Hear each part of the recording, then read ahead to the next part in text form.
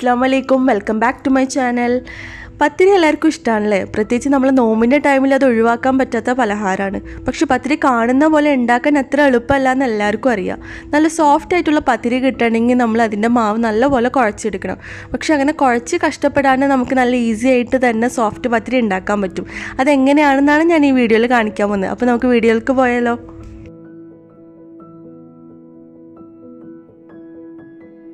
അപ്പോൾ ആദ്യം തന്നെ നമുക്ക് പൊടി വാട്ടാൻ വേണ്ടിയിട്ട് വെള്ളം വെച്ച് കൊടുക്കുക. അപ്പോൾ ഞാനിവിടെ ഒരു 2.5 കപ്പ് വെള്ളമാണ് കേട്ടോ ഒഴിച്ച് കൊടുക്കുന്നത്. 2 കപ്പ് അരിപ്പൊടിയാണ് ഞാൻ എടുക്കുന്നത്, വറുക്കാത്ത അരിപ്പൊടിയാണ്. അപ്പോൾ അതിന് വേണ്ടിയിട്ട് ഞാൻ 2.5 കപ്പ് വെള്ളം ഒഴിച്ച് കൊടുത്തിട്ടുണ്ട്. ഇനി നമുക്ക് നന്നായിട്ട് അത് തിളപ്പിക്കുക. അതിനോടൊപ്പം തന്നെ നമുക്ക് ആവശ്യത്തിന് ഇതിലേക്ക് ഉപ്പും കൂടിയും ചേർക്കാം.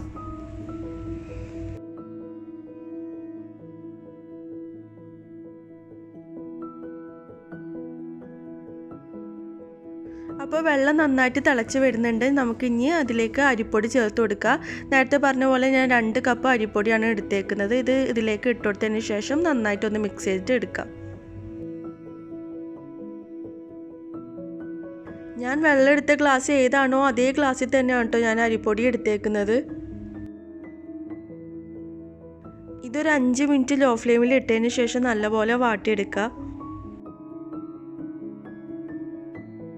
അപ്പോൾ നമ്മൾ പൊടി നല്ലപോലെ വാട്ടിയിട്ടുണ്ട്. അപ്പോൾ ഇനിയാണ് എങ്ങനെയാണ് നമ്മളിത് കുഴക്കാമെന്ന് കാണാൻ പോകുന്നത്. അതിന് മുമ്പായിട്ട് ഒരു 2 ടേബിൾ സ്പൂൺ ഓയിൽ ഞാനിതിലേക്ക് ചേർത്ത് കൊടുക്കുന്നുണ്ട്. അപ്പോൾ ഇതാണ് ഞാൻ പറഞ്ഞ ടിപ്പ്. നമ്മൾ ബീറ്റർ മേടിക്കുന്ന സമയത്ത് നോർമൽ ബ്ലേഡിനോടൊപ്പം ഇതുപോലത്തെ ഒരു ബ്ലേഡും കൂടി നിങ്ങൾക്ക് കാണാൻ പറ്റും. ഇത് സാധാരണ മാവ് കുഴക്കാൻ വേണ്ടിയിട്ടാണ് യൂസ് ചെയ്യുന്നത്. അപ്പോൾ നമ്മളിവിടെ പത്തിരിയുടെ മാവ് ഇതുകൊണ്ടാണ് കുഴച്ചെടുക്കാൻ പോകുന്നത്. ഇത് നിങ്ങൾക്ക് ചപ്പാത്തിയുടെയും പൂരിയുടെയും മാവൊക്കെ കുഴക്കാൻ വേണ്ടിയിട്ട് യൂസ് ചെയ്യാം. പക്ഷെ പത്തിരിക്ക് ഇത് ഭയങ്കര യൂസ്ഫുള്ളാണ്. കാരണം പത്തിരിയുടെ പൊടി നമ്മൾ വാട്ടിയിട്ടാണ് എടുക്കുന്നത്. അത് ഭയങ്കര ചൂടായിരിക്കും. അപ്പം തന്നെ നമുക്കത് കുഴച്ചെടുക്കാൻ ബുദ്ധിമുട്ടാണ്. അപ്പോൾ ഇത് യൂസ് ചെയ്യുമ്പോൾ നമുക്ക് കൈ പൊള്ളാണ്ട് തന്നെ ആ ചൂടോടെ കൂടി നല്ല സോഫ്റ്റ് ആയിട്ട് കുഴച്ചെടുക്കാൻ പറ്റും. അപ്പോൾ നമുക്ക് ഇങ്ങനെ ഒരു 5 മിനിറ്റോളം നല്ല പോലെ ഒന്ന് ബീറ്റ് ചെയ്തിട്ട് ഈ മാവൊന്ന് കുഴച്ചെടുക്കാം.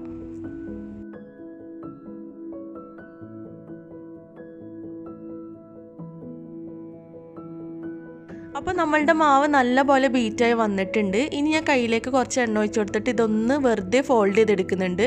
ഇനി നമുക്ക് കുഴക്കേണ്ട ഒരാവശ്യമില്ല. മാവൊക്കെ നല്ല സോഫ്റ്റായിട്ട് വന്നിട്ടുണ്ട്. അപ്പോൾ അതായത് ഞാൻ ഇത്രയും ചെയ്തിട്ടുള്ളൂ. ഇനി നമ്മൾ കുഴക്കാനൊന്നും നിൽക്കുന്നില്ല, നേരിട്ട് ഉരുളകളാക്കി എടുക്കാൻ പോവാണ്.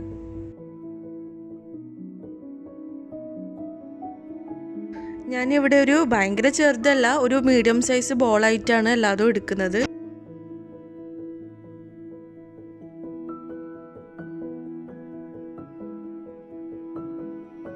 ഞാനിപ്പോൾ ഇതാ എല്ലാ ഉരുളകളും ഉരുട്ടി റെഡിയാക്കി വെച്ചിട്ടുണ്ട്. അപ്പോൾ ഞാനെടുത്തൊരളവ്, അതായത് 2 കപ്പ് അരിപ്പൊടി കൊണ്ട് നമുക്ക് ഏകദേശം ഈ ബോൾസിൻ്റെ സൈസിൽ ഒരു 25-26 പത്തിരിയോളം കിട്ടും കേട്ടോ. ഇനി നമുക്കതൊക്കെ ഒന്ന് പ്രസ് ചെയ്തിട്ടെടുക്കാം. അപ്പോൾ ഞാൻ കയ്യിൽ കുറച്ച് ഓയിലാക്കിയിട്ട് പ്രസ്സിലൊക്കെ ഒന്ന് അപ്ലൈ ചെയ്ത് കൊടുക്കുന്നുണ്ട്. അപ്പോൾ എൻ്റെ പ്രസ്സിൽ ഡയറക്റ്റ് പ്രസ് ചെയ്തെടുക്കുമ്പോൾ കിട്ടാൻ കുറച്ച് ബുദ്ധിമുട്ടാണ്, ചിലപ്പോൾ കീറി പോവാറുണ്ട്. അപ്പോൾ അത് കാരണം ഞാനിവിടെ ഒരു പ്ലാസ്റ്റിക് കവറാണ് യൂസ് ചെയ്യുന്നത്. ഇത് ആക്ച്വലി ചിപ്സിൻ്റെ കവറാണ്. അത് ഞാൻ പ്രസ്സിൻ്റെ ഷേപ്പിൽ കട്ട് ചെയ്ത് എടുത്തതാണ്. അപ്പോൾ നിങ്ങൾക്കും ഈ സെയിം പ്രോബ്ലം ഉണ്ടെന്നുണ്ടെങ്കിൽ ഇതുപോലത്തെ ഒരു കവർ യൂസ് ചെയ്താൽ മതി. അല്ലെങ്കിൽ ക്ലിങ് ഫിലിം ആയാലും കുഴപ്പമൊന്നും ഉണ്ടാവില്ല. കറക്റ്റായിട്ട് തന്നെ നിങ്ങൾക്കത് പ്രസ് ചെയ്തിട്ട് എടുക്കാൻ പറ്റും. അപ്പോൾ ഞാൻ പ്രസ്സിൽ ആദ്യമേ ഓയിൽ അപ്ലൈ ചെയ്ത കാരണം ഈ ഷീറ്റ് ഒന്ന് അവിടെ വെച്ച് കൊടുത്തിട്ട് ഒന്ന് ജസ്റ്റ് പ്രസ് ചെയ്താൽ മതി, അത് അവിടെ ഒട്ടി നിന്നോളൂ. ഇനി നമുക്കിത് ഓരോന്നായിട്ട് പരത്തിയെടുക്കാം. ഞാൻ പരത്തിയെടുത്ത് കഴിഞ്ഞതിന് ശേഷം കറക്റ്റ് റൗണ്ട് ഷേപ്പിൽ കിട്ടാൻ വേണ്ടി വേറെ കട്ട് ചെയ്യുന്നൊന്നുമില്ല. നമ്മൾ എങ്ങനെയാണോ പരത്തിയെടുത്തേക്കുന്നത് അതുപോലെ തന്നെയാണ് ചുട്ടെടുക്കാൻ പോകുന്നത്.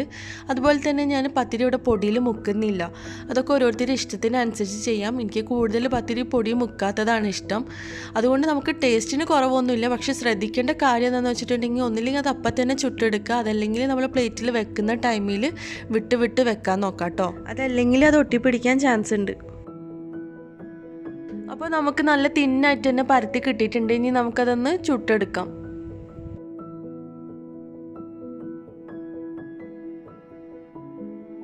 നല്ല ഹൈ ഫ്ലെയിമിൽ വേണം നമ്മൾ പാൻ വെച്ച് കൊടുക്കാൻ വേണ്ടിയിട്ട്. പിന്നെ നമ്മൾ പത്തിരി ഇട്ട് കൊടുത്തതിന് ശേഷം ഒരു 30-40 സെക്കൻഡ് വെയിറ്റ് ചെയ്ത് കഴിഞ്ഞിട്ട് വേണം തിരിച്ചിട്ട് കൊടുക്കാൻ.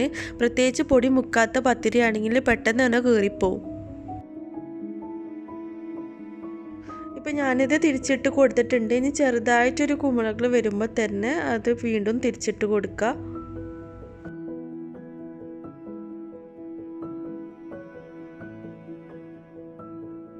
തിരിച്ചിട്ട് കഴിഞ്ഞതിന് ശേഷം നമ്മൾ ജസ്റ്റ് ഒന്ന് വെറുതെ പ്രസ് ചെയ്തിട്ട് കൊടുക്കുക.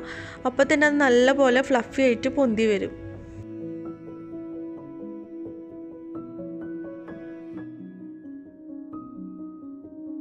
അപ്പോൾ ആദ്യത്തേത് നമ്മുടെ നല്ലപോലെ പൊന്തി വന്നിട്ടുണ്ട്. ഇനി അല്ലാതെ നമുക്ക് അതുപോലെ ചുട്ടെടുക്കാം. എൻ്റെ ചാനൽ ആദ്യമായിട്ട് ആരെങ്കിലും കാണുന്നതാണെങ്കിൽ ഒന്ന് സബ്സ്ക്രൈബ് ചെയ്ത് സപ്പോർട്ട് ചെയ്യണേ.